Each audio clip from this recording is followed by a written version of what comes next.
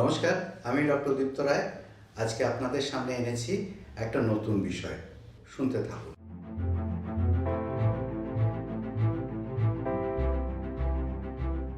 গলব্লাডারের পাথর নানা জায়গায় নানা সমস্যার সৃষ্টি করে। যদি পিত্তনালীতে চলে যায় তাহলে কি হতে পারে, অথবা যদি ইন্টেস্টিন বা অন্ত্রে চলে যায় তাহলে কি হতে পারে। পাথর যদি গলব্লাডার থেকে নেমে গিয়ে পিত্তনালীতে চলে যায় তাহলে কি হবে? পিত্তনালী দিয়ে তো পিত্ত নিচে আসে, লিভার থেকে বেরিয়ে ইন্টেস্টিনে যায়, তাই সেটা আটকে গেলে জন্ডিস হবে। জন্ডিসের সঙ্গে সঙ্গে কি হয়? ওই জায়গাটা ইনফেকশন হয়, যার জন্য জ্বর আসে এবং তীব্র ব্যথা হয়। আরেকটু নেমে গেলে পাথর যেখানে এসে ধাক্কা মারবে সেই জায়গাটায় প্যানক্রিয়াসও কিন্তু নিজের উৎসেচকটাকে ডুওডেনাম অর্থাৎ ক্ষুদ্রান্তের সেই অংশে পাঠায়, যেখানে পিত্তনালীও গিয়ে একই জায়গায় দুটো একসঙ্গে একটা কমন চ্যানেল তৈরি করে। সেই কমন চ্যানেলে যদি চলে যায় পাথর বা বালির মতো ছোট দানাও, সেক্ষেত্রে প্যানক্রিয়াটাইটিস নামক রোগটা হতে পারে। এটা আর কিছু নয়, প্যানক্রিয়াসে আগুন ধরে যাওয়ার মতো সমস্যা, প্যানক্রিয়াসের প্রদাহ। প্যানক্রিয়াসের বাংলা কি? অগ্নাশয়। কেন?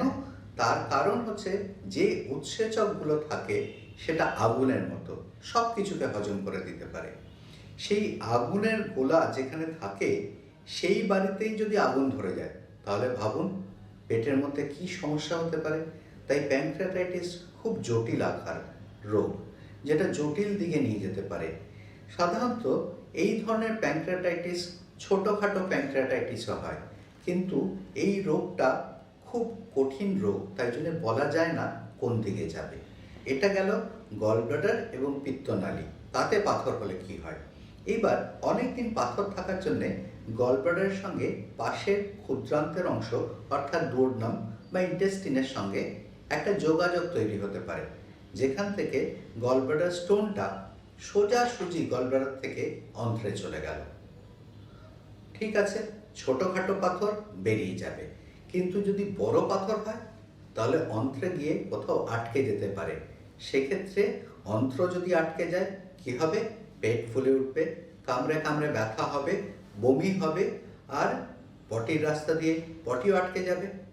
সেই জিনিসটা আমরা ডাক্তারি পরিভাষায় বলি গলস্টোন আইলেস, অথবা এক ধরনের কন্ডিশন যেখানে ইন্টেস্টিনাল অবস্ট্রাকশন হতে পারে, অর্থাৎ অন্ত্র কোথাও আটকে গেছে।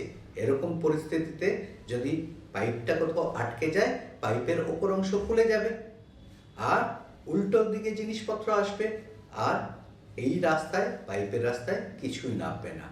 তাই এটাকে বলা হয় গলস্টোন আইলেস। এত কিছু গুরুগম্ভীর আলোচনা হলো। গলব্লাডারের পাথর থাকলে কি হয়, পিত্তনালীতে গেলে কি হয় এবং অন্ত্রে গেলে কি হয়, কিন্তু বেশিরভাগ ক্ষেত্রে গলব্লাডার স্টোন থেকে এত কিছু জটিলতা হয় না। আমরা ভাগ্যবান যে বেশিরভাগ সময় গলব্লাডার স্টোন এই জটিলতার আগেই ধরা পড়ে। তাই সেক্ষেত্রে গলব্লাডার স্টোন হলে অবশ্যই পুষে রেখে জটিলতার কথা ভাববেন না, ভাববেন কত তাড়াতাড়ি ডাক্তারের পরামর্শ নেওয়া যেতে পারে। গলব্লাডার সার্জারি একমাত্র চিকিৎসা যেখানে গলব্লাডার স্টোন এবং নিরাময় করা যেতে পারে এবং গলব্লাডার স্টোনের যা যা সমস্যা সেটা থেকে মুক্তি পাওয়া যেতে পারে। সবাই সুস্থ থাকুন, ভালো থাকুন।